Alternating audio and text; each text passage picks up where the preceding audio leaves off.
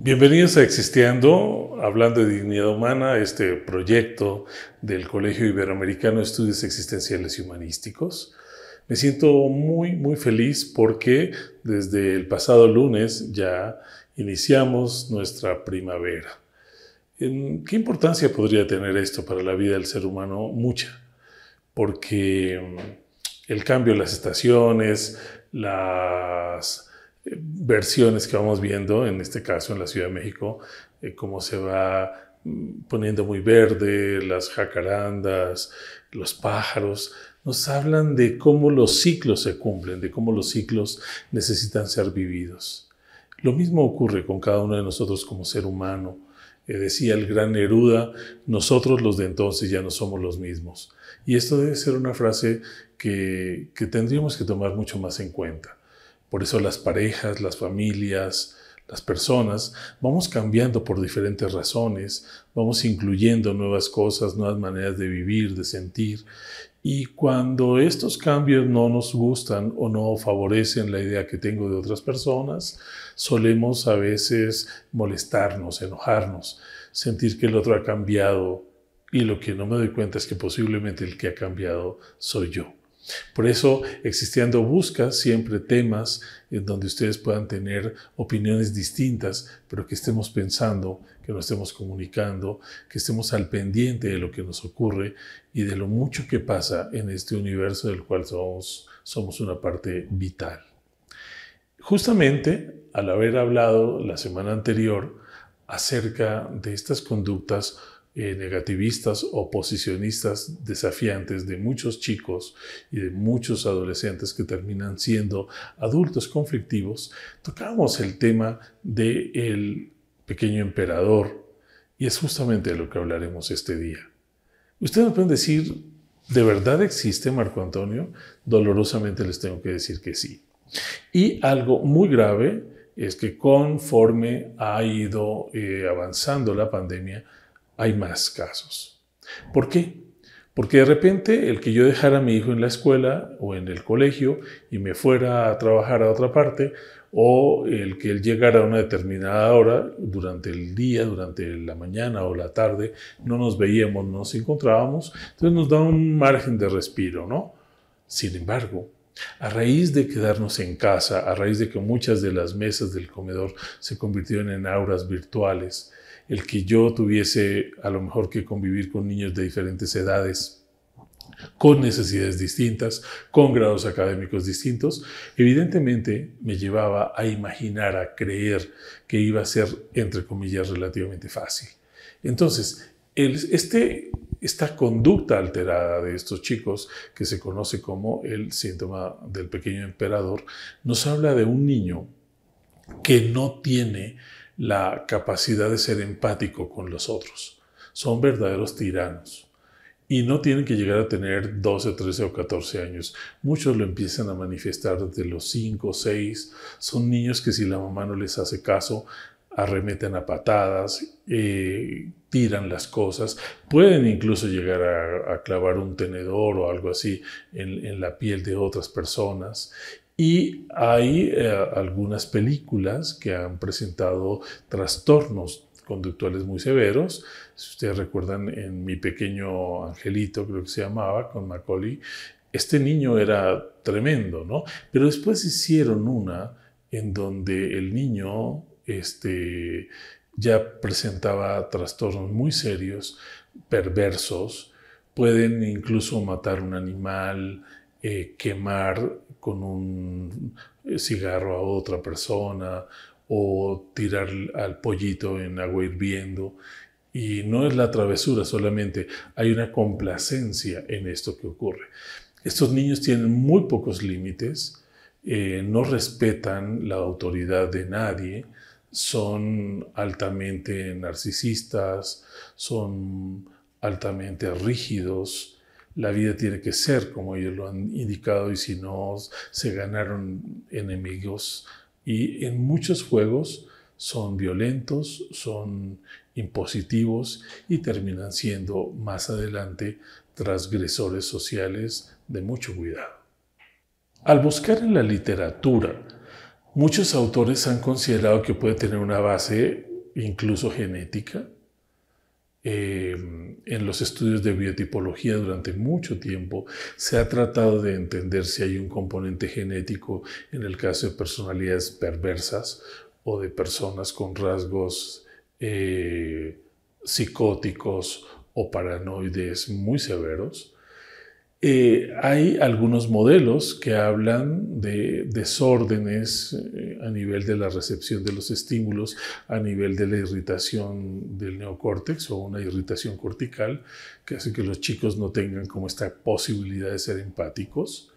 O también hay otros que hablan de posiblemente niños que recibieron algún tipo de ofensa o de ultraje o de trauma en edades muy tempranas. Se sabe perfectamente, por ejemplo, que hay mafias enteras de personas que se han dedicado a la prostitución infantil y hay cosas que no voy a describir por lo terribles y desagradables que son, pero hay muchos niños que han sido utilizados en videos y cosas por el estilo y que tienen un gran comercio en el mundo de las redes. Pero estos niños después son niños con una actitud muy poco empática, con una actitud de desafío, de querer como ir a la revancha. Están jugando y son observadores de lejos. No cualquiera se puede acercar con ellos. Y van formando como pequeños grupos, ¿no? Y sobre todo en sociedades altamente evolucionadas. En China hay muchos niños con rasgos perversos hacia el síndrome del pequeño emperador. De hecho, por eso se llama el pequeño emperador, porque donde más se ha descrito y más casos se han encontrado es justamente en Asia. Pero vamos a encontrar que, por ejemplo, en Europa hay el caso específico en Inglaterra, cerca de Manchester, dos niños, uno de 7 y otro como de 9, que tomaron a un pequeño y lo secuestraron y lo dejaron amarrado y cuando encontraron el niño había fallecido. Entonces son niños ya con una composición muy compleja. Pero ustedes me podrían preguntar, Marco Antonio, ¿y todos los niños que tienen una conducta perversa o antisocial o disocial, como se conoce, son niños que desarrollan el síndrome del pequeño emperador? No necesariamente, pero el pequeño emperador sí tiene un componente altamente irritable, muy intolerantes, desafiantes. Incluso hay papás que los golpean y ellos una sola lágrima no vierten. Y dice, si quieres, pégame más. Es más, pégame más. No tengo problema con que lo hagas. Y entonces los papás se ven en esa encrucijada. ¿Por qué? Porque saben que la siguiente parte ya es lastimarlos. Hay niños que incluso han llegado con fuetazos en el cuerpo, con golpes, y a la hora que se les pregunta, ¿y qué pasó? Nada. ¿Y quién te lo hizo? No sé. Pero tú estabas ahí, mira cómo tienes el cuerpo. No sé. Esta misma negación que ocupan no los deja sensibilizarse. Y para que lloren, cuesta trabajo. Tienen que llorar más bien como de enojo, de ira o de rabia que incluso por el dolor. Y no es que no lo sientan, ¿eh? Yo recuerdo que muchos padres decían, no, doctor, si ya es un sinvergüenza, le sueltan una cachetada y ya ni siquiera llora. Imaginen ustedes también el tipo de relación que establecen los padres con estos niños. Es una relación de competencia, es una relación de ultraje, es una relación de rechazo. Y tuve hace muchísimos años una experiencia muy compleja en donde la mamá lloraba en terapia y me dice, doctor, es que yo en las noches tengo que dejar la puerta ajustada con una silla porque no tengo la seguridad de que mi hijo pueda entrar a mi cuarto y lastimarnos. Y el niño tenía 5 años, porque el niño amenazaba, y cuando estés dormida te voy a matar. Ya estos niños rayan en un evento psiquiátrico y habría que tratarlos de una manera integral. Cuando pensamos en estos chicos, todo niño que es como patán, mordelón y todo que tiene 4 o 5 años no necesariamente se va a convertir en un pequeño emperador, pero ya es un niño con un problema de control de impulsos, conquista a través de la violencia o de la imposición. Sin embargo, lo que la literatura ha referido como un pequeño emperador son niños entre los 8 y los 12 años, habitualmente. ¿Por qué? Porque está en una fase de transición, porque se está empezando a acercar a la pubertad, que es la madurez de los caracteres secundarios, y de allí inicia la adolescencia temprana. Algunos autores la consideran hasta los 16 años, la adolescencia temprana, y de los 17 aproximadamente a los 21, la adolescencia, entre comillas, tardía. Hay algunos que nunca salen de la adolescencia. Pero aquí hay algo que es muy complejo. Durante este ínter, sí, los niños desarrollan conductas muy complejas. Y una de esas conductas es la desconfianza, por ejemplo. No se dejan tocar fácilmente, no se dejan acariciar, son hostiles. Y allí puede estar el génesis del conflicto. Puede que hayan sido niños abusados de pequeños o encerrados, porque el abuso no necesariamente es de orden sexual, coital.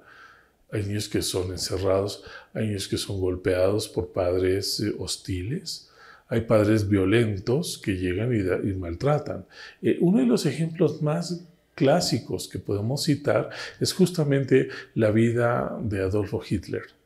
Hay un libro muy interesante que se llama De Adolfo a Hitler, ¿no? A él lo bautizaron Adolfo, era un niño, adoraba a su mamá. Y el padre era un hombre con una conducta altamente violenta, alcohólico, y llegaba y golpeaba a su esposa, a sus hijos, y luego, después de esto tan doloroso, tenía vida sexual con su esposa de una manera ultrajante, incluso delante de Adolfo y de su hermano. El hermano era un poco más privilegiado por el padre, pero un día el hermano desiste y se va. Y el pequeño Adolfo se queda con su madre, una mujer altamente violentada por este sistema, y va desarrollando Adolfo una personalidad terriblemente paranoide, hostil. Él era muy bajito. Y sin embargo, dentro de la vida de Adolfo Hitler, por ejemplo, decían que amaba enormemente a los canarios y tenía una enorme cantidad de canarios. Cuando un canario moría, sufría muchísimo. Sin embargo, más adelante era alguien capaz de mandar a los hornos crematorios o a las cámaras de gas a las comunidades. Entonces se piensa que en el paso de la pubertad hacia el adolescente, donde se desarrolla una mayor autonomía física y también empieza a haber un autoconcepto, y uno puede diferenciar lo que es correcto de lo que es incorrecto, en este caso no se da un tránsito delicado, amigable, y el chico entonces se vuelve desconfiado, se vuelve autoritario, devalúa al adulto, y entonces él solamente piensa en que su palabra es la ley, la verdad entra por sus ojos y sale por su boca, y puede resultar incluso letal para él mismo y para la comunidad. ¿En qué sentido de letal? Que sufre, se lastima, aunque él no lo reconozca, y hace que los demás sufran, o favorece el sufrimiento y el daño hacia los otros, porque no se da cuenta de lo terrible que es frente a un mundo que no está capacitado para acompañarlo. Yo he compartido muchas veces esto, pero es un buen momento para recordarlo. Cada uno de nosotros, ¿sí?, tuvo 2 padres, 4 abuelos, 8 bisabuelos, 16 tatarabuelos, y podemos seguir. ¿Qué quiero decir? Yo soy el resultado de una síntesis. No solamente son mis genes, sino otras cosas que se aprenden. La forma de relacionarnos con el mundo.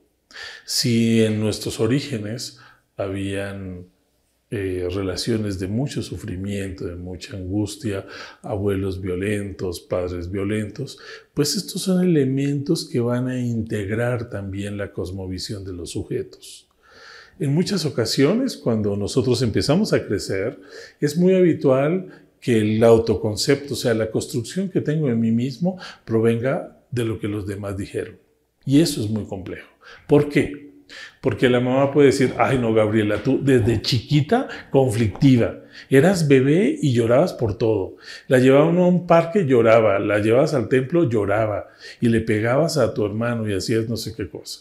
No, en el colegio. 3 o 4 veces a la semana me llamaban porque tirabas cosas, porque hacías una pataleta por cualquier cosa y mordías cuando ya ibas en la guardería o en el jardín de niños. Desde siempre ha sido conflictiva. Todo fue que cumplieras 6 años, ¿sí?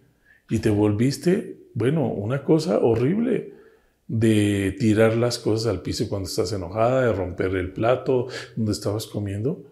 A los 12 años, de verdad, era imposible vivir contigo. Acuérdate todo lo que tuvimos que hacer para que te dieran esa solicitud de salir de la primaria para poder entrar a la secundaria, porque eras una niña inteligente, siempre lo has sido, pero eres conflictiva, eres violenta, eres demandante. Esta mujer hoy posiblemente tiene 22 años, 23. Es posible que sea una abogada exitosa, una psicóloga exitosa, pero le cuesta muchísimo trabajo relacionarse con los demás. Es impositiva, no negocia, siente que todos están en contra de ella. Es muy brillante porque necesita tener capacidad para mover el mundo y no podría yo decir que es justamente que todos vamos a terminar o todas van a terminar siendo Angela Merkel o algunas de estas mujeres, Golda Meir, de Indira Gandhi, ¿no?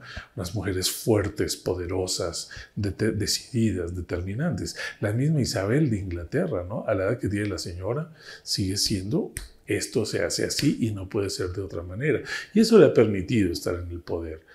Podríamos decir que no todos estos finales son tan dramáticos, pero cuando nosotros en nuestro desarrollo tenemos un mundo que no es generoso, tenemos padres que no están maduros emocionalmente y situaciones de riesgo, voy desarrollando esta caparazón, esta conducta que puede llegar a convertirse en un factor de mucho riesgo para la interacción con mi entorno. ¿Cómo podríamos evitar que esto pasara? Una amiga muy sincera me diría, ay, pues mejor no tengamos hijos. Pero la verdad es que cuando de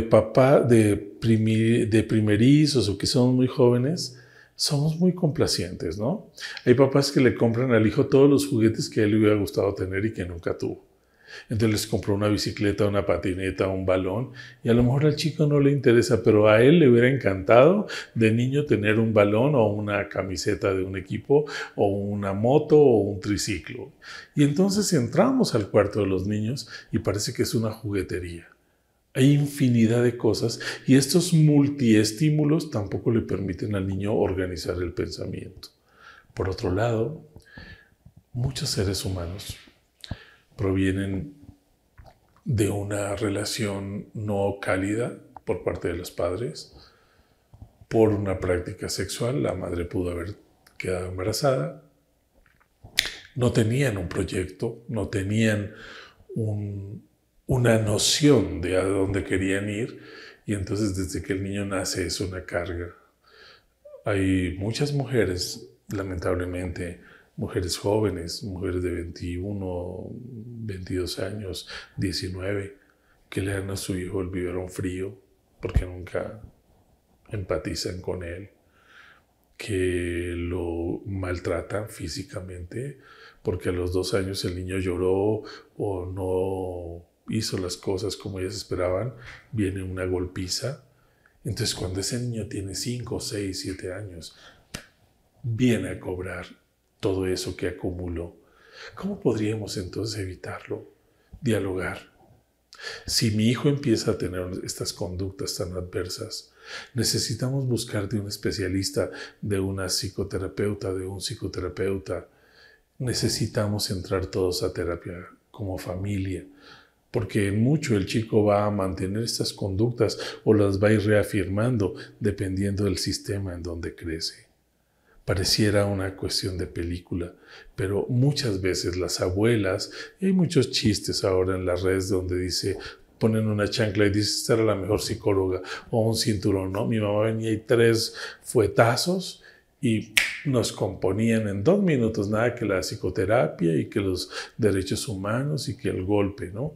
Muchos todavía siguen pensando que la letra con sangre entra. O el hijo fue imprudente y no tenemos ninguna limitación para darle una cachetada cuando la cara es la identidad del otro y lo golpeamos y a ver cuál de los dos gana más o cuál de los dos puede más. Y entonces me pongo a pensar en un chico de 12 años que además ahora crecen como si les diéramos estas, ¿cómo se llama? Estas Royal, ¿no? Así, esa es la marca, pero levadura, perdón, para que crezcan mucho. Y él solo tiene 12 o 13 años y la mamá lo confronta como si fuera un adulto y hay cachetadas y hay insultos y ahora estos chicos tienen que ver a los padres alcoholizados o drogados y ellos dicen, yo no voy a confiar en eso, no tengo la certeza, ¿para qué? Entonces mucho del sistema familiar provoca o favorece o facilita que estas conductas se expresen. No quiero decir con esto que los niños sean solamente un resultado. También hay niños de estas familias muy complicadas, muy poco bien integradas y sin embargo no todos desarrollan el síndrome y no todos tienen una conducta tan violenta. Incluso podemos encontrar niños muy nobles a pesar de los padres. Aquí habría que observar que también son rasgos del carácter que más adelante se van a convertir en una personalidad compleja. De allí que la cercanía, el diálogo, el llevarlos a que se den cuenta, el tenerles paciencia, el estar de alguna manera en una búsqueda con los hijos, pues puede ser un factor que nos ayude de una manera eficiente a que no se desarrollen personalidades tan complejas y tan violentas. No hace mucho, no sé todavía si exista, supongo que sí, algo que se llamaba Pinky y Cerebro. El problema es que hay demasiados Pinky, ¿no? Digo, sería lindo que hubiera muchos cerebros, ¿no? Pero Cerebro, desde su posición muy arrogante, utiliza a todos los Pinkies para hacer lo que se les venga en gana. Estos chicos desarrollan un liderazgo negativo. Hay una película muy clásica de los años 70, creo yo, igual me equivoco, pero por ahí está, que se llama La Naranja Mecánica, ¿no? Y entonces este liderazgo de este hombre llevaba a los demás amigos a hacer cosas de mucha transgresión, de mucha ofensa, de mucha violencia. Y atrás de este hombre, que es muy complicado, que es cero empático, que es un abusivo y por lo tanto se vuelve un abusador, hay un niño oculto, abandonado, ¿no? Y se vuelve un transgresor social. Si ustedes leen las biografías de muchos, yo les comentaba de Adolfo Hitler, pero seguramente podríamos llenar nuestros ojos de muchas biografías, muchos padres imprudentes, con una falta de proyecto, con algunos fenómenos de adicción, han llevado a los hijos a escenarios muy complejos. Muchas chicas han tenido que volverse incluso amante de su padre o de sus tíos para sobrevivir dentro de un sistema. Estas familias todavía que desgraciadamente en América Latina venden a las hijas por 2 vacas y unas botellas o incluso con pagos, ¿no? Las exponen, las explotan, las llevan a condiciones muy delicadas porque no hay una estructura que nos dé afinidad, que nos dé soporte. Y desde esta perspectiva, una familia que no tiene estructura clara puede coadyuvar, como les decía, a que se desarrollen estos trastornos. A mí me parece que parte de nuestro propósito como ciudad, como sociedad en su conjunto, es favorecer el buen trato, el agradecer, el sonreír, el esperar, ¿no? Muchos de nosotros justificamos todo a través de la prisa y somos impositivos y somos violentos y somos altamente persecutorios, ¿no? Las parejas es increíble, ¿no?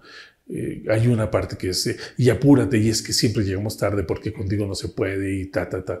Y entonces se van formando vínculos muy desajustados. Cuando los niños ven a estos padres que se golpean, a estos padres que son intolerantes, a estos padres que son provocativos incluso, en muchos sentidos, pues van tomando y decidiendo no confiar en esos sistemas y van desarrollando una autonomía que los puede llevar a ser pequeños emperadores sin reino y con una profunda violencia y con una malformación de la percepción de sí mismos. Espero que esto les genere interés, que podamos seguir trabajando juntos desde estos propósitos. Esa es la idea que tiene Existiendo y que tiene el CIEX, por eso forma psicólogos, por eso forma profesionales en el campo de la salud mental. Búsquenos en nuestras redes para que justamente entre todos podamos coadyuvar a que esto pueda tener una solución, una salida. Aún así, espero que les haya dado muchas ideas. No etiqueten, mejor oriéntense adecuadamente, hagan consultas, busquen un terapeuta, busquen a un neurólogo, a un neuropediatra, para ver si estas alteraciones no obedecen a otros cuadros clínicos. Sin embargo, aquí estaremos la próxima semana en Existiendo, hablando de dignidad humana, este proyecto del Colegio Iberoamericano de Estudios Existenciales y Humanísticos, para hablar de otros temas de interés como este, en donde seguramente encontraremos estrategias para resolverlo entre todos. Recuerda, nada ni nadie es lo suficientemente importante como para romper tu paz interior. Nos vemos la próxima semana en Existiendo.